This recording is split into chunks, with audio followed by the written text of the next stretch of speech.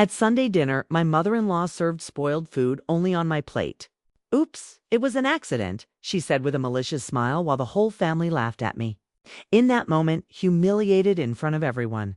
I didn't know that would be the last time Maria Lena would dare to disrespect me.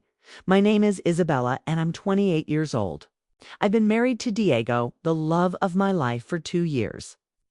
But his mother has turned every family gathering into a personal nightmare. What began as innocent comments about my cooking, my clothes, or my work escalated into deliberate sabotage to humiliate me in front of the entire family.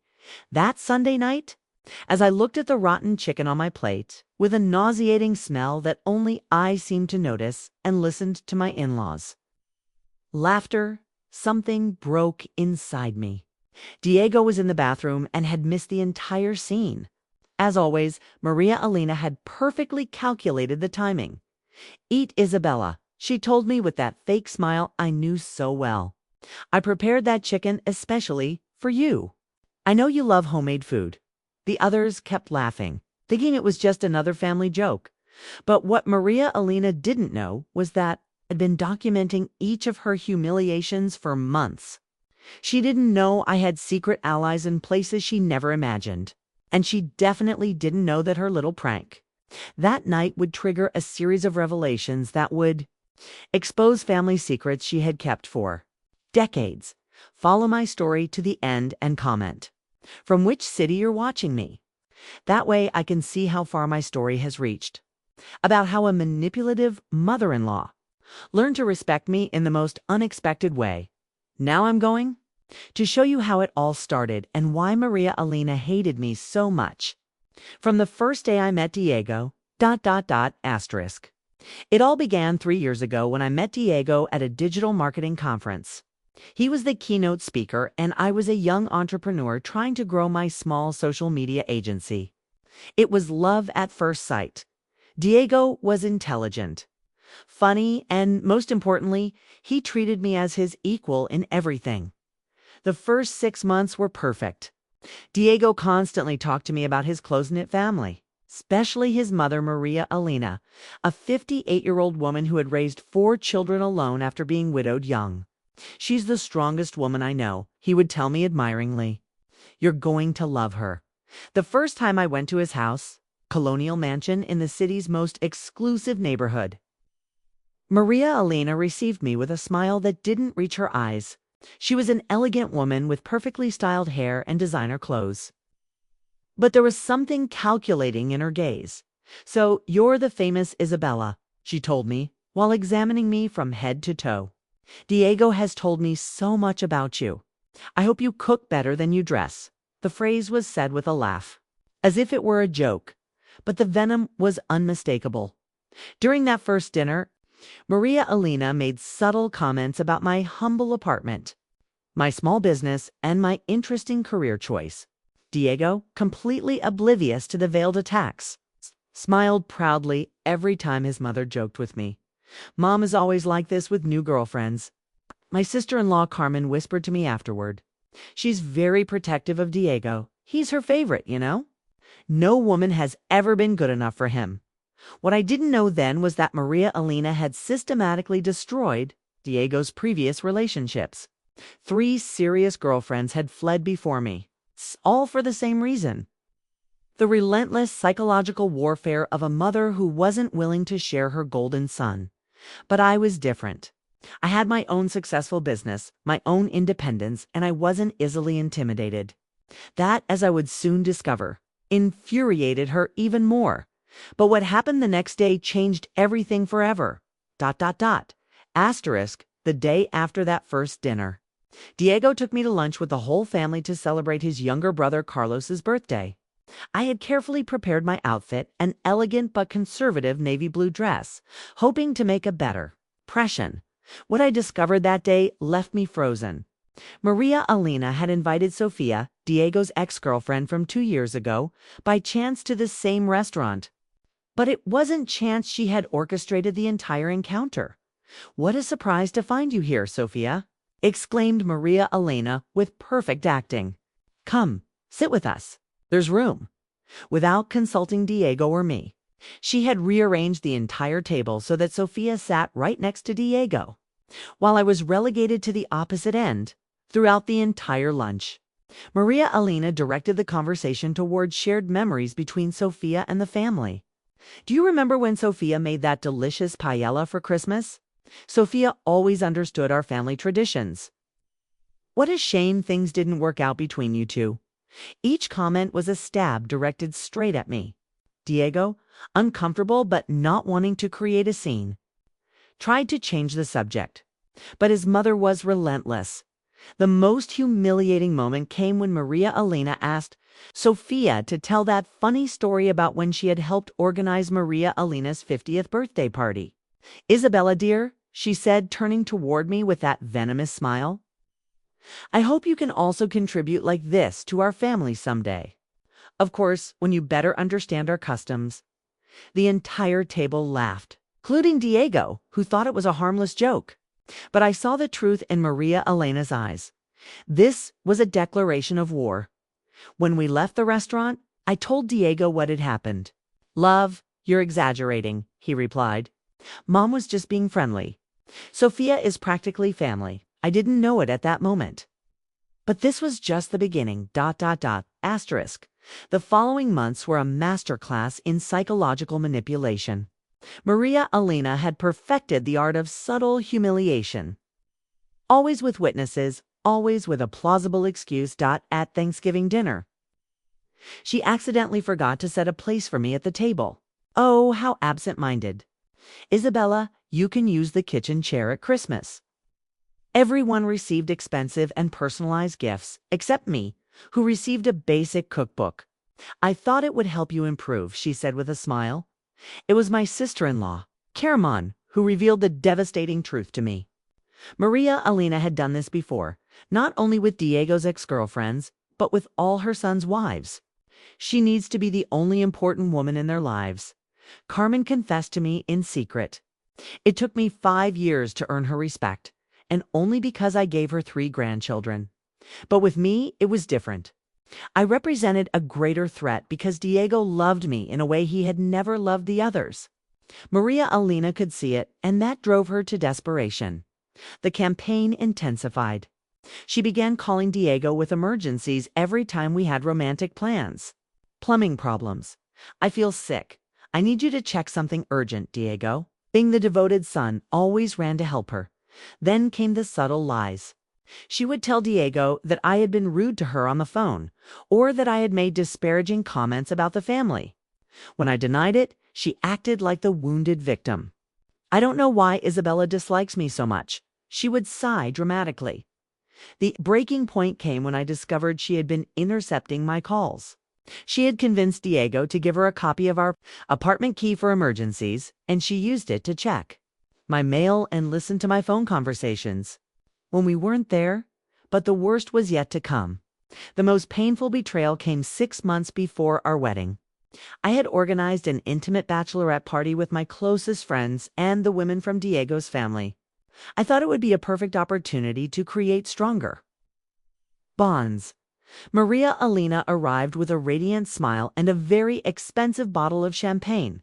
For my future daughter-in-law, she announced. And for a moment I thought we had finally made peace. What I discovered that night changed everything. Maria Elena had secretly invited Sofia and 2 other ex-girlfriends of Diego, telling them that I had canceled the bachelorette party and that it was a friend's gathering. Instead, when I arrived at the restaurant's private room, I found Maria Elena toasting with my future husband's 3 ex-girlfriends. Isabella, what a surprise to see you here, said Sofia with a malicious smile. Maria Elena told us you had canceled your bachelorette party. The humiliation was total. My friends arrived an hour later to find this surreal scene. Maria Elena acted as if everything was a funny misunderstanding, but I saw the truth. She had orchestrated everything to humiliate me on the day that should have been special for me.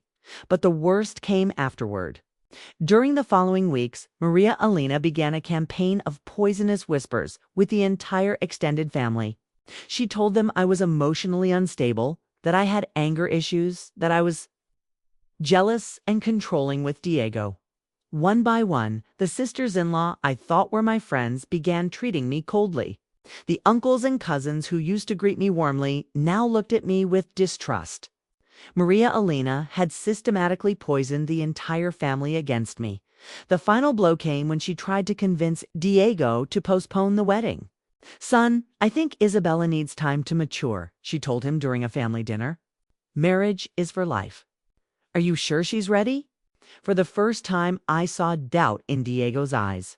His mother had planted seeds of uncertainty that began to grow. It was then that I found something that would change everything. ...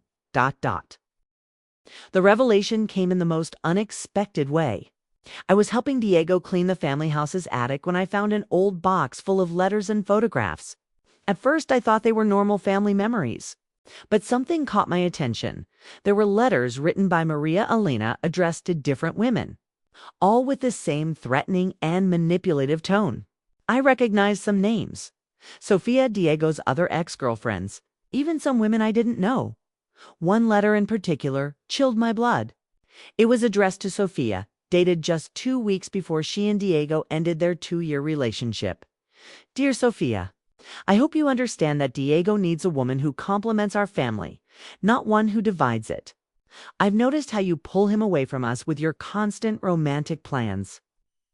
A good wife understands that family comes first. If you really love him, you would consider whether you're the right person for him." There were dozens of similar letters, each more manipulative than the last. But the most shocking were the photographs Maria Elena in secret meetings with each of the ex-girlfriends, clearly orchestrating their breakups. At the bottom of the box, I found something even more disturbing: Maria Elena's personal diary. The entries meticulously detailed her plans to protect Diego from inadequate women. There were entire pages dedicated to psychological strategies to make girlfriends feel unwanted. A recent entry mentioned me specifically: "Isabella is more resistant than the others. I need to be more creative. Her business makes her feel independent, but every woman has a breaking point. I must find hers." The last entry was the most chilling: "Sunday dinner will be perfect. The chicken that accidentally spoiled on her plate will be the last straw. When the whole family laughs at her, she finally understands she doesn't belong here." My heart was beating violently. Maria Elena had deliberately planned to serve me spoiled food. It hadn't been an accident. It had been a calculated attack. What I discovered next left me in shock. ... Following the clues from the diary, I decided to investigate Maria Elena's past more deeply. What I discovered left me speechless and finally explained all her toxic behavior. Maria Elena wasn't a widow, as everyone believed. Her husband, Diego's father, hadn't died in an accident, as she had told the entire family for 25 years. He had abandoned her, but not for another woman. He had left her because he couldn't stand her controlling and manipulative nature anymore. I found the divorce documents hidden in a folder marked as insurance. The lawsuit detailed years of psychological abuse, emotional manipulation, and obsessive control. Diego's father had fought for custody, but Maria Elena had manipulated the legal system, presenting herself as a vulnerable single mother. But there was more. In a letter that Diego's father had written to his children before disappearing from their lives, he explained his decision: "I can't continue living with someone who sees love as possession. Your mother needs professional help, but she refuses to admit she has a problem. I'm leaving because if I stay, she'll destroy my sanity and, eventually, yours too." The letter never reached the children. Maria Elena had intercepted it. Investigating further, I discovered there was a pattern. Maria Elena had systematically sabotaged not only Diego's romantic relationships, but also all her children's close friendships. Anyone who threatened her absolute control over them was eliminated from their lives through manipulation and lies. I found testimonies from former domestic employees, neighbors, and even school teachers who had tried to intervene when the children were small. They all described the same behavior: a mother who couldn't tolerate her children having strong emotional bonds with anyone other than her.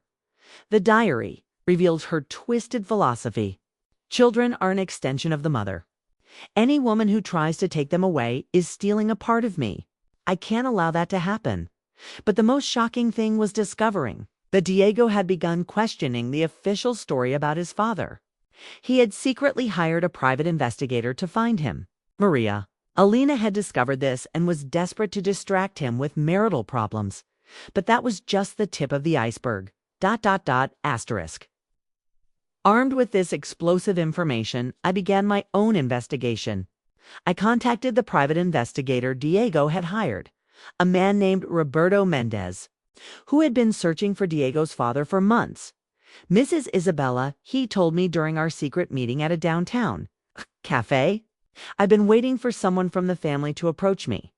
I have information that could change everything. But I needed to be sure the right person would receive it. Roberto had found Diego's father. He was alive, living in another city, and had rebuilt his life. More importantly, he had been sending letters to his children for years. Letters that Maria Elena intercepted and systematically destroyed. Your Madala has been committing a federal crime, Roberto explained to me. Intercepting correspondence is a serious crime. But there's more. He showed me photographs of Maria Elena meeting with Diego's ex-girlfriends. Not only to manipulate them, but to pay them. She had been bribing some of them to cause problems in Diego's relationships.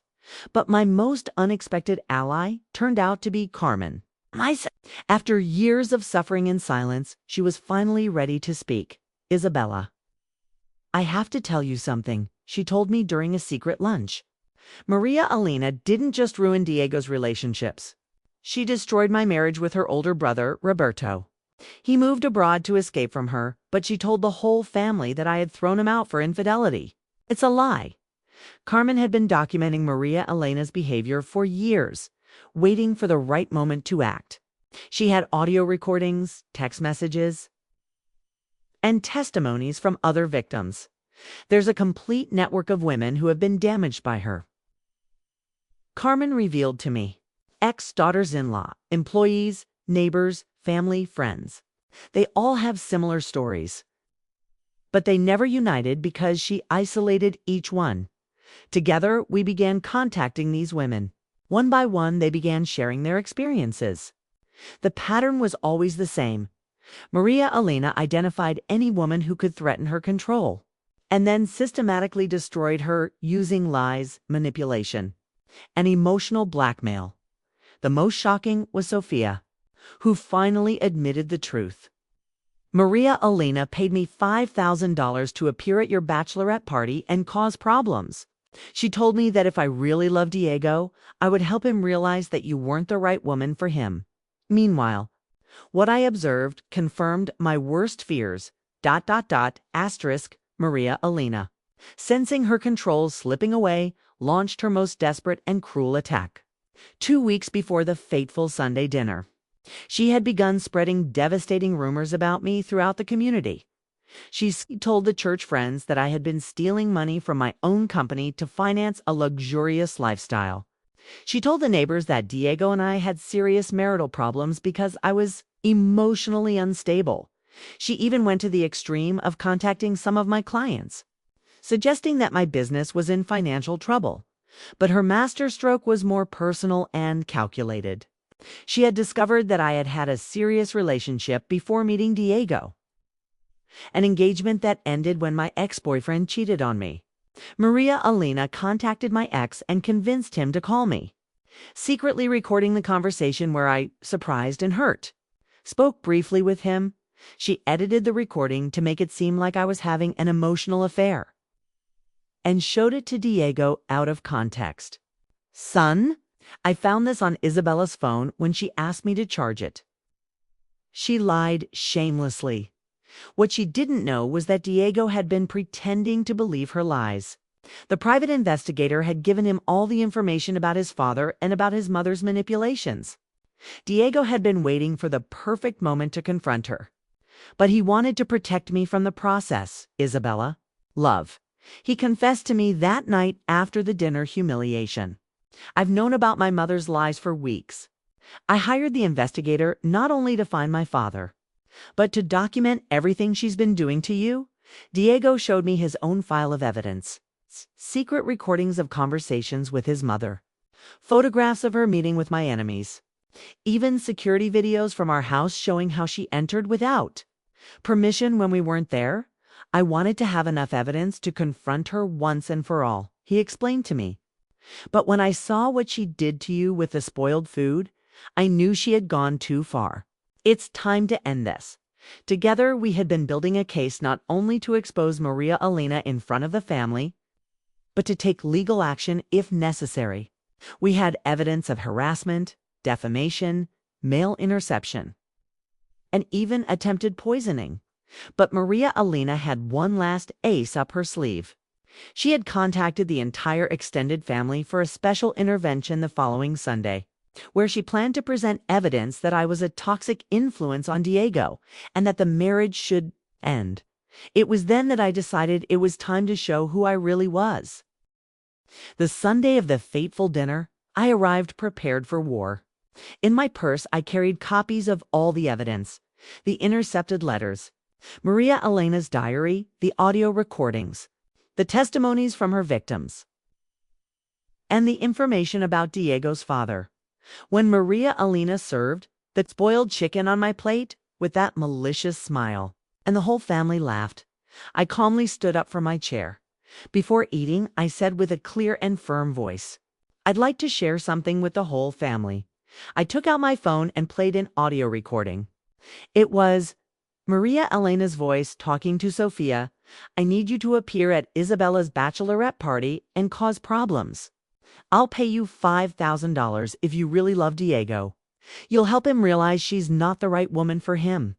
The silence at the table was absolute. The smiles vanished from everyone's faces.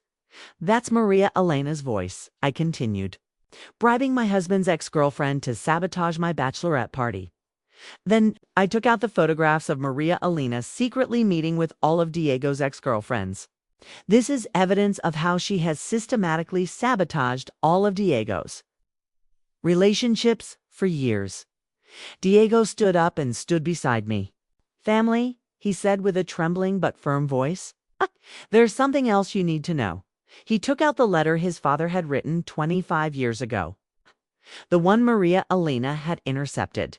He read it aloud, revealing that his father hadn't died, but had fled from his mother's psychological abuse. "Our father is alive," Diego announced. "He's been sending us letters for years, letters that Mom intercepted and destroyed. I have here 47 letters we never received." Maria Elena, pale as a ghost, tried to defend herself that those are lies. "Isabella is manipulating Diego against me." But Carmen stood up with her own file of evidence. "No, Maria Elena, these are the lies you've been telling for decades." One by one, the women in the family began sharing their own experiences. The older brother's wife revealed how Maria Elena had destroyed her marriage with lies. The sisters-in-law admitted how they had been manipulated to treat me badly. Even surprise guests arrived. Sophia and Diego's other ex-girlfriends, who had decided to publicly confess how they had been bribed and manipulated. Mrs. Maria Elena said, Sophia with tears in her eyes, "I'm ashamed of having participated in your games. Isabella didn't deserve any of what we did to her." The climactic moment came when I showed Maria Elena's personal diary, reading aloud her detailed plans to eliminate every woman who threatened or control over her children.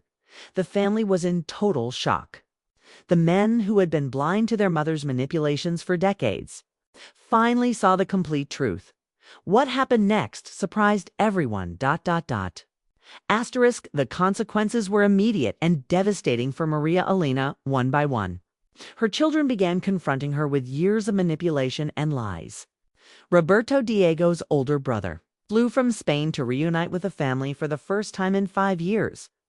"Mom," he told her with tears in his eyes, "you destroyed my marriage. I lost the woman I loved because I believed your lies about her. How could you do that to me?" Carlos, the younger brother, revealed that he had broken his engagement 2 years ago because Maria Elena had convinced his girlfriend that he would never be independent from his mother. I lost the love of my life because of your manipulations, he shouted at her. But the most painful confrontation was with Diego. Mom, you stole my father from me. You stole the opportunity to know him, to have a relationship with him. And you almost stole Isabella from me to Maria Elena. Cornered and exposed, finally broke down. Through tears, she admitted everything. The lies about her husband's death, the mail interception, the bribes to ex-girlfriends, the systematic defamation campaign against me. I didn't want to lose you, she sobbed. After your father abandoned me, you were all I had left. I was afraid that if you found other women to love, you would forget me completely. The family decided that Maria Elena needed immediate professional help.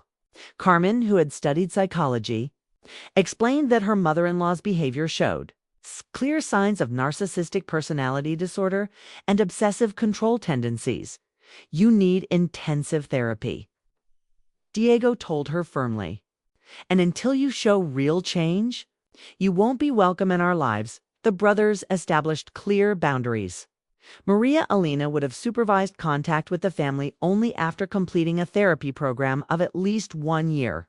She would lose access to keys to our houses, couldn't contact our friends or employers, and any attempt at manipulation would result in a restraining order. But the most shocking thing was the community's reaction. When the story spread, dozens of women came forward to share their own experiences with Maria Elena. Domestic employees she had fired with false accusations, neighbors she had isolated with malicious gossip, even mothers of her children's schoolmates who had been victims of her toxicity. The church, where Maria Elena had been a respected figure for decades, asked her to step away temporarily until she could demonstrate genuine change in her behavior. Meanwhile, something beautiful began happening in the family. Without Maria Elena's toxic influence, the brothers began genuinely reconnecting. Roberto decided to move back to the city. Carlos contacted his ex-girlfriend to apologize and explain the truth. And most exciting of all, Diego was finally able to reunite with his father after 25 years of separation. But the biggest surprise was yet to come. 6 months after the confrontation, when we thought we had seen everything, came the most shocking revelation of all. Diego's father was not only alive and well, but had been discreetly following his children's lives all these years. Even more surprising, he had accumulated considerable fortune as an entrepreneur and had been depositing money in trust accounts for each of his children, waiting for the day he could reunite with them. I never stopped loving you, he explained to us during our first family meeting in 25 years. But I knew that as long as Maria Elena had control over you, any attempt at contact would be sabotaged. I waited until you were mature enough to see the truth for yourselves. Each son had inherited $2 million, money their father had been saving and investing for decades. But more valuable than the money was the opportunity to know the man Maria Elena had stolen from them. Maria Elena's transformation was slow but real. After 8 months of intensive therapy, she began showing genuine signs of change. Her therapist explained that she had been dealing with abandonment trauma from her own childhood that she had never properly processed. Isabella, she told me during our first supervised conversation, there's no excuse for what I did to you. I destroyed years of your life because of my own fears and insecurities. I don't expect your forgiveness, but I want you to know I'm working every day to be a different person. The decision to forgive her wasn't easy. Diego and I spent months in couples therapy, processing the trauma of years of manipulation. But gradually, we began to see real changes in Maria Elena. She began making concrete reparations, contacted all the women she had harmed to apologize personally, paid for therapy for the former employees she had traumatized, and even established a help fund for women victims of psychological abuse. The moment of true reconciliation came a year later. During Christmas dinner, Maria Elena, with genuine tears in her eyes, stood up to make a toast. I want to ask forgiveness from everyone, especially Isabella, she said with a broken voice. I spent so many years trying to control love that I forgot how to give it freely. Isabella, You saved this family by having the courage to expose the truth. Thank you for not giving up on us today. 3 years later, our relationship continues to be a work in progress, but it's genuine. Maria Alina respects my boundaries, celebrates my successes, and has learned to love without possessing. Diego and I renewed our wedding vows in a ceremony where his father walked him down the aisle, and Maria Alina, with genuine humility, asked my permission to officially welcome me to the family. The family that was once fractured by lies and manipulation is now more united than ever, built on a foundation of honesty and mutual respect. And so I learned that sometimes the only way to win a war is by exposing the truth, no matter how painful it may be. True love doesn't fear the light. And a real family is built on honesty, not control. Because in the end, the spoiled food that Maria Alina put on my plate that night wasn't just an attempt to humiliate me. It was the catalyst that freed an entire family from decades of toxicity and gave them the opportunity to love genuinely for the first time.